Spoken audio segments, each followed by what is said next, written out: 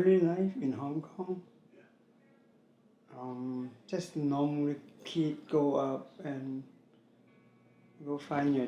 When you grow up, you just go find your job and kind of really exciting, you know.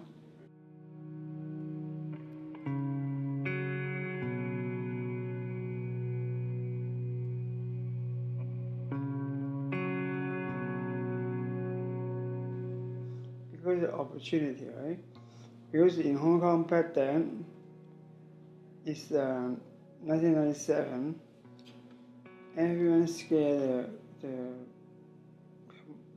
whole city will go back to China. So I came here and tried to apply.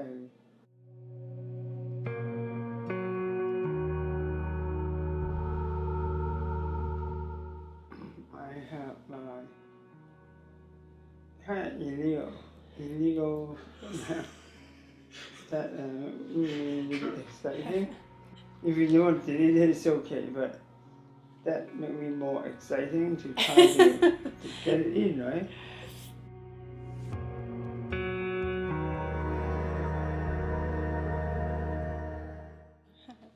He was cooking at one of the Chinese restaurants in town, and I'd worked at several of them, and then we just met like that.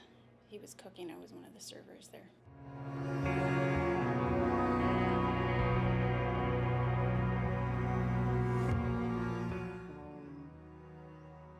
You just first say, right? So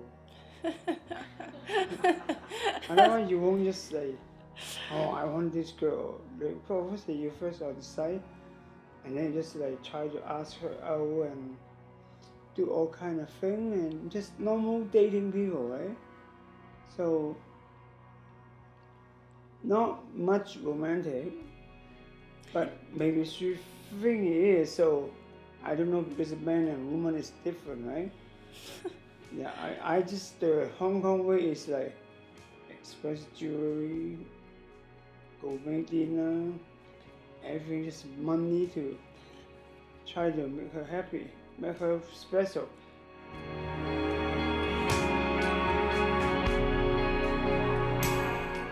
We have two boys. Gabriel is just about 8, and Solomon just turned 5. You know, typical boys, I guess. They fight all the time. They don't listen some of the time. Overall, they're our boys, and we love them, and they're good boys. But it's been difficult on them for sure. And they sort of show that in different ways.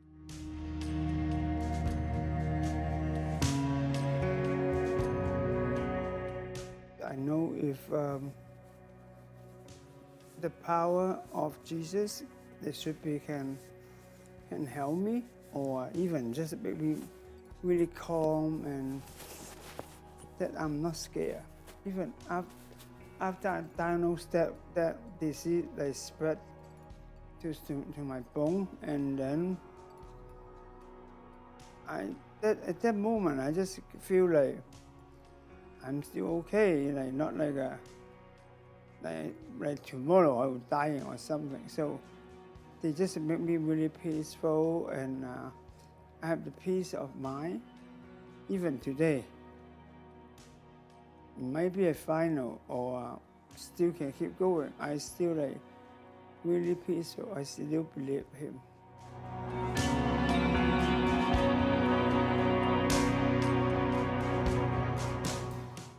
Because that is the way to go, right? So he have the pen that you need to go, then you gotta go. But you can control God doing whatever the plan for you. You can't do opposite. You have to listen to him. It's just something like the whole time I really listen to him, and but still somehow it's not something is not really successful, but we can't just ignore him. Like, if you don't believe the whole time, just don't believe. When you believe it, just go believe it, and God will take care of everything.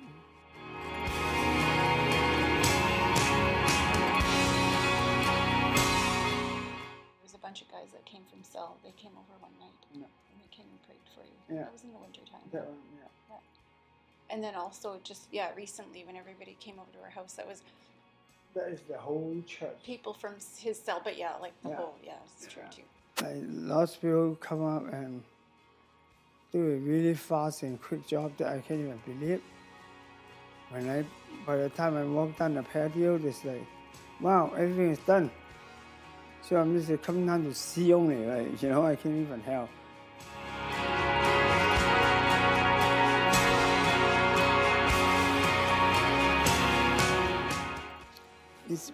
It's quite different because I was thinking that, what Jesus can help my family deal with that, and hopefully not really getting worse, and hopefully I can still I have hope.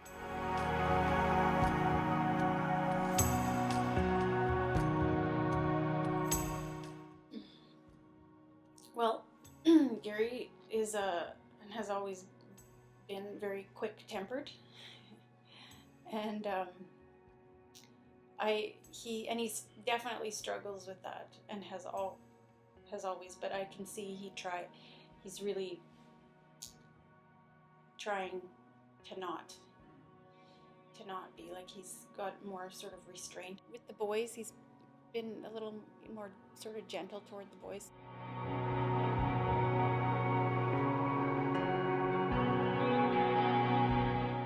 Just don't give up. Don't give up. And if you surrounding the people that are Christian or non-Christian, still tell them, because at that moment you probably kind of really panicking or scared, whatever reason. That I think normally people will kind of panicking and scared, right? So just don't give up. Set up a network that with you, and people can pay for you, and you can pay for yourself, or even bigger. Set up a network that is about you and God, the connection, and just pray, and you get the peaceful part, and then also that you can tell people that someone go for that, but even end up he's dying or whatever, but still don't give up. I get caught up in doing things, and sometimes I have to sort of remind myself to just take a breath, say a prayer, or like something quick, even just to calm down, because that's for myself, that's the only way that I can, when I start to work myself up or get anxious, that's the only way that I can sort of calm. If we didn't have any belief, like somebody that doesn't have any belief, like how terribly sad and just just hopeless. So hopeless, and I'm glad that we are not hopeless, and that there's no, that there is something after this.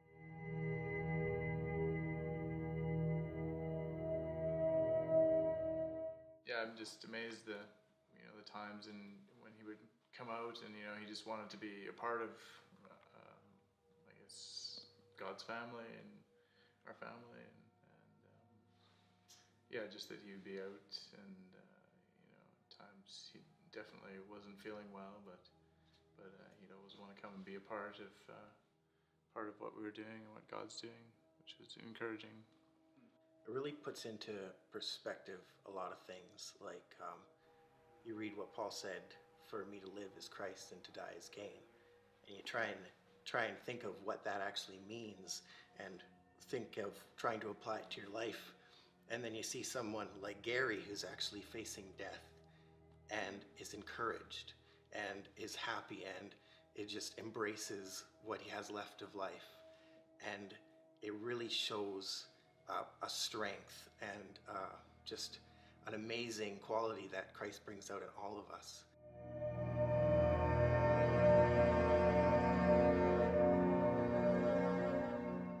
You asked how that makes us think about our mortality, and the answer is that we don't until something like this happens, until we meet someone who is dying and basically in their prime, and it's like, wow, this could happen. This does happen to anyone, anytime, right? When you have access to the religious lifestyle and you live a religious lifestyle, that there is more to life than life. We know that Christ has saved us and that we have hope of a future after death, and that's something that we need to share.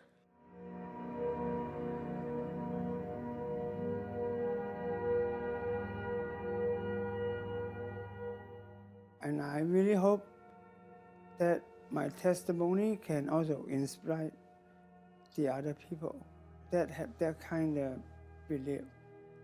Don't give up. Never give up.